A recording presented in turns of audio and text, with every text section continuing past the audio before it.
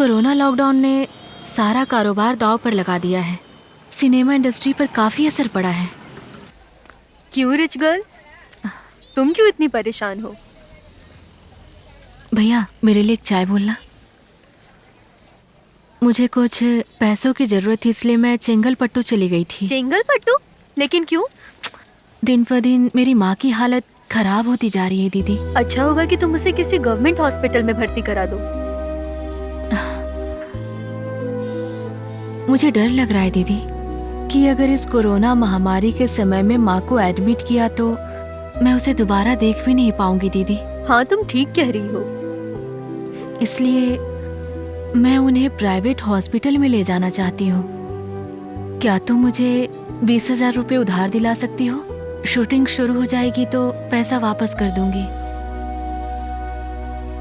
20,000 रुपए हमें कौन उधार देगा? शूटिंग शुरू होती तो हम किसी से भी पैसे उधार ले सकते थे। मैंने तो अपनी बेटी के बाली गिरवी रख के रेंट दिया। ए, देखो देखो, ए,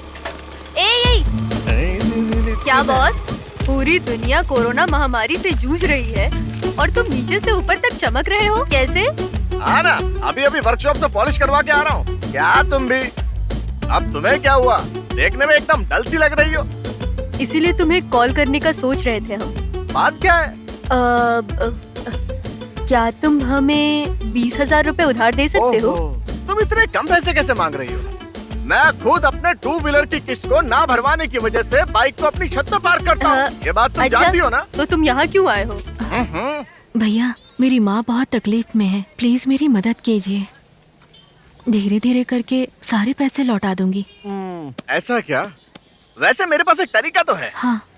अगर तुम उसके लिए हाँ कहो और थोड़ा सा एडजस्ट हाँ? करो। क्या एडजस्ट? हाँ, मार डालूंगी। बेशरम कहीं के, कुछ भी बोल रहा है। ए, मुंह बंद करो अपना। तुम मेरे बारे में सोच क्या रही हो? मैं एमजीआर जैसा बनने के लिए गांव से आया था, लेकिन मैं तुम जैसे आर्टिस्ट को काम दिलाने वाला एजेंट बन गया। तुम जानती भी हो कितना मुश्किल काम है। चलो मैं तुम्हें समझाता हूँ तरीका क्या है। मैं एक अमीर पार्टी को जानता हूँ जिसका इकलौता बेटा और शादी नहीं हो रही। वो अमीर आदमी ज्योतिष शास्त्र में भयंकर विश्वास करता है। ठीक है। एक ज्योतिषी ने उस अमीर आदमी से कहा कि अगर वो 25 लवर्स की शादी एक साथ करवा दे तो उसकी मन्नत पूरी हो सकती है। अब उस अमीर आदमी ने इस कार्यक्रम को मुझसे अरेंज करने के लिए कहा है, लेकिन 25 जोड़ी कहाँ से लाऊं? अब इस कोरोना काल में तो कोई इसके लिए तैयार भी नहीं होगा। अच्छा मेरी बात सुनो, अगर तुम उन दुल्हनों में से एक दुल्हन भी बन जाओ और अगर तुम वो पवित्र धागा बांधना स्वीकार कर लेती हो तो तुम्हें 3 ग्राम सोना मिलेगा, घर बसाने के लिए 25,000 रुपए मिलेंगे। तो क्या कहती हो? नहीं नहीं नहीं भैया, मुझे नहीं लगता ये काम करेगा। एक मिनट नहीं रुको दीदी। जरा तुम।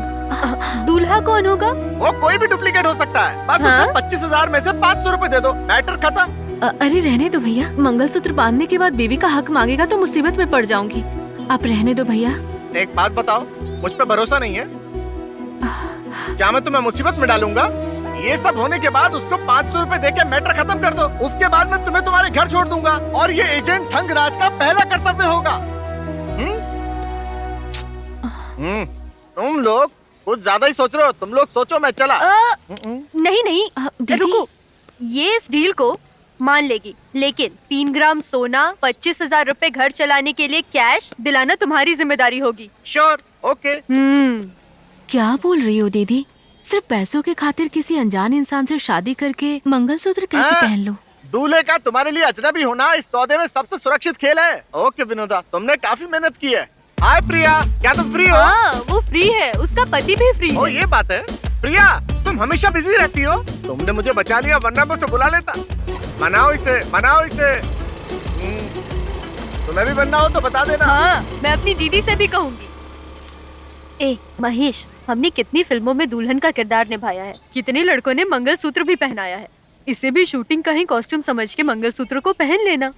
हम ये सब आखिर तुम्हारी माँ के लिए ही तो कर रहे हैं ना। मान जाओ। ठीक है, ठीक है, मुझे आप पर विश्वास है। मैं देख लूंगी। आओ।